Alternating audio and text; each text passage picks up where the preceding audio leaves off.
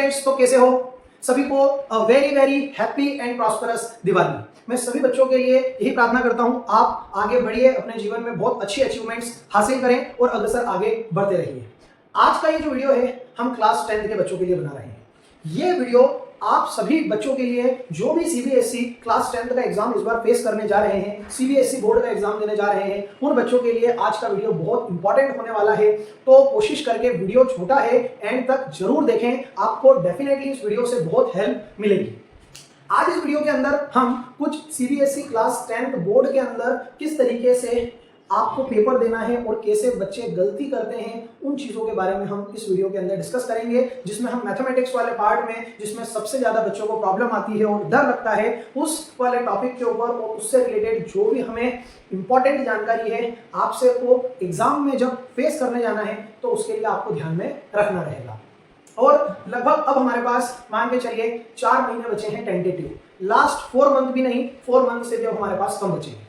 मतलब हमारे पास समय सीमा अब कम है और हमारे पास पूरा सिलेबस है, बोर्ड एग्जाम में पूरा सिलेबस आएगा। तो कोशिश यही करें, दिवाली होते ही आप अपने सारे सब्जेक्ट्स को रिवीजन करना शुरू कर दें और उसके साथ साथ में नए टॉपिक्स को भी अच्छे से कवर करना शुरू कर दें। और अब इस समय पर अगर आप देर करते हैं तो इसके बाद आपका टाइम निकल जाएगा, क्योंकि अब ये वो समय है जहां पे आपको बहुत सारी स्ट्रेटेजीज बना के काम करना पड़ेगा। एग्जाम में आप कैसी कैसी मिस्टेक्स कर देते हैं जिस कारण से आपके स्कोर नहीं इंप्रूव हो पा रहे हैं, इन सारी गलतियों पे आपको ध्यान देना रहेगा। तो ये जो लास्ट के 4 मंथ्स हैं आपके पास, आपको इसमें पूरा एनालिसिस करके आपके सब्जेक्ट्स को स्ट्रॉन्ग बनाना रहेगा और किस तरीके से पेपर को अटेम्प्ट करना रहेगा वो आपको सीखना है। तो चलिए आज हम कुछ मैथमेटिक्स के पेपर के ऊपर हम डिस्कशन करेंगे और कैसे क्वेश्चंस को आपको सॉल्व करना है, किस तरीके से आप अपने स्कोर को इंप्रूव कर सकते हैं, वो आज हम इस वीडियो के अंदर देखते हैं। 25 के स्टूडेंट्स के साथ बात करते हैं। सबसे पहले मैं पेपर की अगर मैं बात करूं, जो भी पेपर होगा वो पेपर होगा 80 मार्क्स का। कितने मार्क्स का पेपर होगा? 80 मार्क्स का पेपर। अब ये 80 मार्क्स के पेपर में बेसिकली जो सेक्शन 1, सबसे पहला सेक्शन जो रहता है वो होता है एमसीक्यू टाइप। ये एमसीक्यू क्वेश्चंस जो होते हैं वो एमसीक्यू क्वेश्चंस 20 मार्क्स के होते हैं। कितने मार्क्स के होते हैं? 20 मार्क्स। मतलब टोटल एक नंबर के 20 क्वेश्चंस आते हैं जो हमें मालूम है।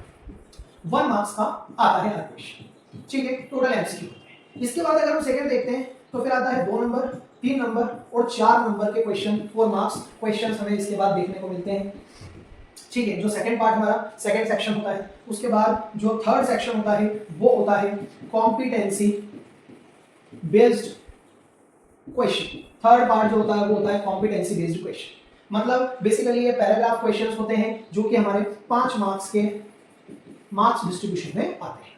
तो अगर मैं सबसे पहले अगर मैं किसी विषय पे बात करूं तो हमारा टोटल पेपर जो होगा वो 80 मार्क्स का होगा, जिसमें एमसीक्यू टाइप के क्वेश्चन आएंगे। इसमें 2 से 3 लास्ट के क्वेश्चन असर्शन रीजनिंग टाइप के होते हैं। 2 से 3 क्वेश्चन जो होते हैं वो असर्शन एंड रीजनिंग के होते हैं और इसमें भी बच्चे सबसे ज्यादा गड़बड़ करते हैं। सबसे ज्यादा बच्चे असर्शन रीजनिंग में भी गड़बड़ करते हैं, बच्चे गलत करके आ जाते हैं, आते हैं बट कंफ्यूज हो जाते हैं, ज्यादातर बच्चों का कंसर्न होता है।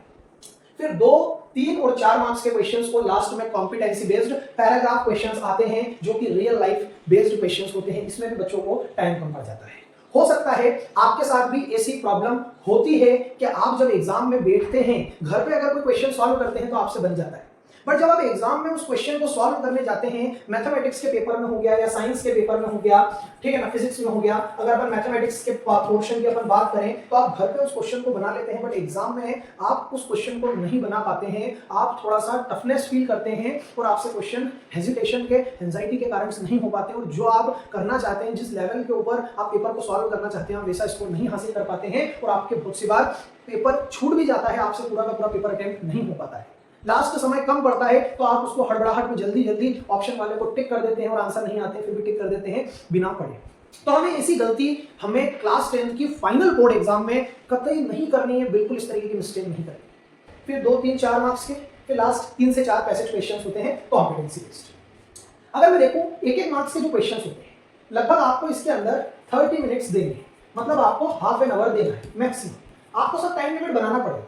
पहली चीज, अगर मैथमेटिक्स को सॉल्व करना है तो आपको क्या करना है? अपने को टाइम लिमिट सेट करना है। क्या सेट करना है? Time limit. और इसके लिए आप घर पे जब भी क्वेश्चन करते हैं, एमसीक्यू क्वेश्चन करते हैं, तो आपको सबसे पहले टाइम लिमिट के हिसाब से 20-20 क्वेश्चंस का एक बंच लेना है और उसको ट्राई करना है कि हम कितनी जल्दी इसको सॉल्व कर सकते हैं। तो आपको पहले टाइम लिमिट सेट करके घर पे देखना है कि हम कितनी जल्दी पेपर के क्वेश्चंस को सॉल्व कर सकते हैं। दूसरी चीज, आपको कोई भी क्वेश्चन को जो अगर टाइम कंज्यूमिंग है, टाइम कंज्यूमिंग क्वेश्चन है, टाइम कंज्यूमिंग क्वेश्चन है, उसको आपको थोड़ी देर के लिए होल्ड कर देना है। होगा क्या, हम अगर फर्स्ट पोर्शन की बात कर रहे हैं, मैंने बोला कि आपको आधे घंटे का समय यहाँ पर सेट करना है, तो आधे घंटे के समय सेट करने पे ये जो 20 क्वेश्चन है, ऐसा नहीं है 20 के 20 क्वेश्चंस बहुत जल्दी सॉल्व हो जाएंगे। कुछ क्वेश्चन ऐसे रहेंगे जो कि आप विदिन 10 सेकंड्स भी सॉल्व कर लेंगे, कुछ क्वेश्चन ऐसा रहेगा जो कि 1 से 2 मिनट भी ले लेगा, और हो सकता है एक दो क्वेश्चन ऐसे भी हो जो कि बहुत ज्यादा टाइम कंज्यूमिंग हो। तो जो ज्यादा टाइम कंज्यूमिंग हमें लग रहे हैं, हमें नहीं उसके ऊपर कॉन्फिडेंस आ रहा है, तो आप उसको थोड़ी देर के लिए होल्ड कर दें, हमारे टाइम को हमें अच्छे से यूटिलाइज करना है। तीसरी चीज, आपको अगर मैं फर्स्ट पोर्शन की बात करूं तो आपको objective approach, objective solving approach आना चाहिए। ऑब्जेक्टिव सॉल्विंग अप्रोच आपके पास होना चाहिए।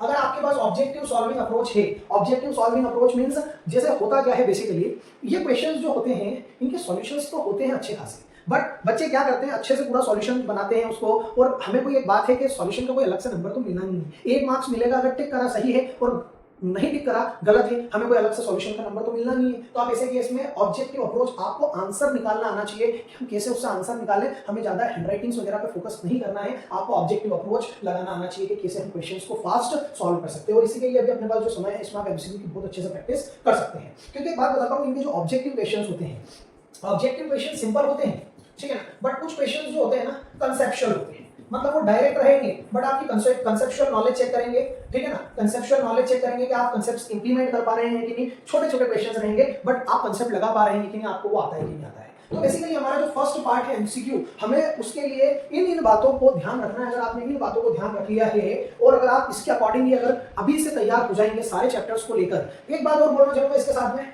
जैसे क्या होता है बहुत सी बार बच्चे लाइन टू लाइन करते हैं, बट कभी ऐसा लग रहा है कि हमें कि पर्टिकुलर चैप्टर की बहुत अच्छे कमांड है, तो आप पहले कोशिश ये कर लो उन चैप्टर्स को सॉल्व कर लो, आप उसको वैसे भी ट्राई आप उसको कर सकते हैं। क्लियर है? तो ये तो मैंने काय की बात करी एमसीक्यू टाइप्स की। चलिए मैं आगे बढ़ रहा हूँ, इसके बाद में मैं आता हूँ सेकंड वाले इसके सेक्शन, अगले सेक्शन के ऊपर। अगला जो हमारा यहाँ पर सेक्शन होता है वो होता है 2 नंबर, 3 नंबर और 4 नंबर, मतलब 2, 3, 4 मार्क्स के जो क्वेश्चन होते हैं। अब ये जो 2, 3 और 4 नंबर के क्वेश्चन होते हैं, इसमें एक बात है, 2 नंबर में, 3 नंबर में, 4 नंबर, आपको यहाँ पे रिप्रेजेंट करना रहेगा। क्या करना रहेगा? रिप्रेजेंट करना रहेगा सॉल्यूशन, सॉल्यूशन रिप्रेजेंट करना रहेगा, ठीक है। इस वाले पार्ट में बच्चे ज्यादातर गलतियां क्या करते हैं, बच्चे गलतियां करते हैं वो डायरेक्ट क्या है, डायरेक्ट मेन कॉपी पे सॉल्व करना चालू करते हैं। मेन कॉपी पे डायरेक्ट सॉल्व करते हैं, मतलब डायरेक्ट ही सॉल्यूशन बनाना मेन कॉपी पे चालू करते हैं। तो आपको डायरेक्ट मेन कॉपी पे सॉल्यूशन बनाने की बजाय मैं आपको एक बहुत अच्छा आइडिया देता हूं। आपको रफ शीट पे सबसे पहले उस क्वेश्चन को एक बार ट्राई कर लेना चाहिए। कैसे? रफ शीट के ऊपर आपको रफ शीट पे एक बार उसको क्या कर लेना चाहिए, ट्राई कर लेना चाहिए। इससे बेनिफिट क्या होता है, बेसिकली हमारे दिमाग में जो कंफ्यूजन, हमारे दिमाग में जो डर होता है ना, वो पूरा अलग हो जाता है। तो आपको रफ शीट पे एक बार ट्राई कर लेना चाहिए, जिससे आप थोड़ा कॉन्फिडेंट हो जाए। फिर उनके स्टेप्स बना बना के आपको मेन कॉपी के अंदर क्या है, मेन कॉपी के अंदर आपको लिखना चाहिए। फिर आप जमा जमा के कॉन्फिडेंटली रहेंगे, और जिससे आपकी काटापीटी नहीं होगी, वहां पे मिस्टेक्स नहीं होगी, और वहां पे काटापीटी नहीं होगी और मिस्टेक्स नहीं होगी, तो डेफिनेटली आपकी कॉपी की हैंडराइटिंग अच्छी लगेगी और नीट एंड क्लीन लगेगी। तो आपको ये जो सेक्शन सेकंड वाला जो हमारा 2 नंबर, 3 नंबर, 4 नंबर वाले जो सेक्शंस रहेंगे, इनके अंदर आपको थोड़ा सा कॉपी को अच्छे से रिप्रेजेंट करना है और अपने सॉल्यूशंस को अच्छे से लिखना है। जनरली बहुत सी बार बच्चे क्या करते हैं, ऐसी जगह पे स्टेप्स नहीं लिखते हैं और गलत लिख देते हैं और काट देते हैं, बीच में वहीं सॉल्व करते हैं, तो काटापीटी होती है। और वो जो रिप्रेजेंट करना चाहते हैं, तो जो एग्जामिनर जो कॉपी चेक करने वाला होता है, वो भी उसको अच्छे से एग्जामिन नहीं कर पाता है। तो आपको इस चीज पे ध्यान रखना है। अगर आप इस पे ध्यान रखेंगे तो डेफिनेटली आपको इस वाले पोर्शन के अंदर ज्यादा से ज्यादा नंबर मिलेंगे। और हर पॉइंट का एक मार्किंग स्कीम सीबीएसई रखता है, हर पॉइंट के ऊपर उनका मार्क्स फिक्स होता है। अगर आप 2 नंबर के ऊपर अगर लिख रहे हैं तो आपको लिमिटेड सॉल्यूशन क्वेश्चन भी छोटा ही होगा, लिमिटेड स्टेप्स आपको लिखेंगे। 3 नंबर का रहेगा तो उससे ज्यादा स्टेप्स होगी, और अगर 4 नंबर का क्वेश्चन है तो और ज्यादा उससे क्या लिखना है, आपको अच्छे तरीके से उसको डिटेल के अंदर एक्सप्लेन करके लिखना है। तो हमें आना चाहिए बच्चे 2 नंबर में 4 नंबर जितना लिख रहे हैं, लिखे ही जा रहे हैं। तो आपको पहली चीज तो ये आना चाहिए, हमें कितने नंबर के क्वेश्चन में कितना लिखना है। अगर आप सही तरीके से उस क्वेश्चन पे लिख रहे हैं जितना उन्होंने पूछा है, तो डेफिनेटली आपके मार्क्स नहीं कटेंगे, और अगर आपका सॉल्यूशन बिल्कुल सही रहेगा। तो उस हेजिटेशन को हटाने के लिए आप सबसे पहले रफ शीट का इस्तेमाल करें, उस पर ट्राई करके देखें, फिर आप फेयर करें। ऐसा लगता है बच्चों को समय बहुत हो जाएगा, नहीं, उसमें समय बहुत नहीं होगा, उसमें समय और बचेगा। क्योंकि हम जब रफ पे करेंगे तो बिल्कुल बहुत फास्ट स्पीड से ट्राई करेंगे, और जब हम फेयर पे करते हैं तो सोच सोच के करते हैं। तो इससे तो थोड़ा सा अगर 2-5 मिनट का ज्यादा भी समय लग जाएगा सारे क्वेश्चंस को करने में, बट आप उससे पे करें जिससे आपकी कॉपी अच्छी दिखेगी। और इस तरीके से आपको लगभग इस वाले पोर्शन के लिए 1.5 ओवर 1.5 घंटा आपको इसको देना है। कितना देना है आपको? 1.5 ओवर आपको सेकंड पोर्शन को देना है। चलिए अब मैं इसके बाद जो बात करता हूं, थर्ड मेरा जो सेक्शन है वो है कॉम्पिटेंसी। कौन सा क्वेश्चन पार्ट है? कॉम्पिटेंसी। जो कॉम्पिटेंसी बेस्ड है सब बड़ा सवाल है।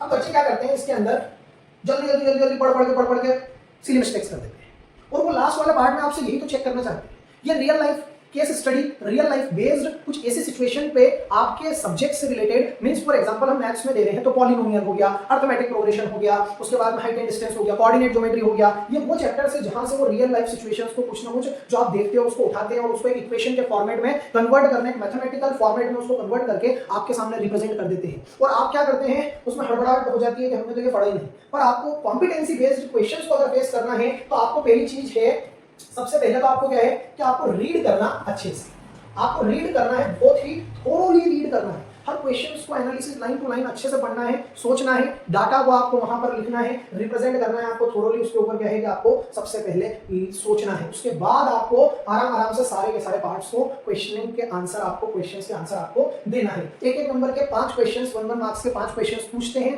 क्वेश्चंस बहुत आसान होते हैं बट बच्चे जल्दबाजी में जल्दी करते हैं और ये गलत कर देते हैं। तो आपको इसके लिए आखिरी का मेरे हिसाब से 45 मिनट्स का जो समय होता है, 45 मिनट्स का जो समय होता है आपको देना है, और अच्छे से पढ़ के सारे के सारे कॉम्पिटेंसी बेस्ड को क्या है कि क्वेश्चंस को क्या करना है, आंसर करना है। मतलब आपको यहाँ पर जो मिलेंगे क्वेश्चंस वो रियल लाइफ केस स्टडी दे देंगे, केस बेस्ड स्टडी। और सीबीएसई यही चाहता है कि आप कोई भी चीज अगर पढ़ रहे हैं तो उसको आप अपनी डेली लाइफ में इंप्लीमेंट आप अप्लाई कर पाते हैं कि नहीं। तो इसीलिए मैथमेटिक्स के पोर्शन में भी हमें कॉम्पिटेंसी बेस्ड वाले जो क्वेश्चंस है उनको अच्छे से इस तरीके से हमें रियल लाइफ सिचुएशन के अंदर ही हमें उसको देख के हमें आराम से पढ़ के उन्हें आंसर देना। और लास्ट के जो 15 मिनट बचेंगे ना, लास्ट के जो 15 मिनट्स बचेंगे आपको बचाना ही है। 15 मिनट के लास्ट में आपको क्या करना है, आपको सारे पूरे पेपर को क्रॉस चेक करना है जिसमें हमने कहीं पे मिस्टेक तो नहीं करी। अगर आप इन सारी चीजों को 1 बाय 1 अगर बहुत बारीकी से अगर फॉलो अप करते चलेंगे और इन पे अभी 4 महीने जोरों शोरों से तैयारी कर लो, जो गलतियां हो रही है, गड़बड़ी हो रही है, उनको सुधार लो और इसी पैटर्न को इस तरीके से कर लो, डेफिनेटली आपके क्लास 10 सीबीएसई बोर्ड में मार्क्स इंप्रूव होगा। क्लियर? अगर ये इस वीडियो से आप लोगों को शायद कुछ मदद मिली होगी, इस वीडियो से आपको कुछ ना कुछ हेल्प मिली होगी और जरूरी जानकारी मिली होगी। तो अगर वीडियो अच्छा लगा है तो अपने ज्यादा से ज्यादा लोगों तक, अपने ज्यादा से ज्यादा फ्रेंड्स तक शेयर करें, जिससे सभी लोगों को सही गाइडेंस मिल सके कैसे पेपर अटेम्प्ट करना और कैसे अपने मार्क्स वो इंप्रूव कर सकते हैं। तो मिलते हैं अगले वीडियो के अंदर, जब तक के लिए tata bye bye, see you.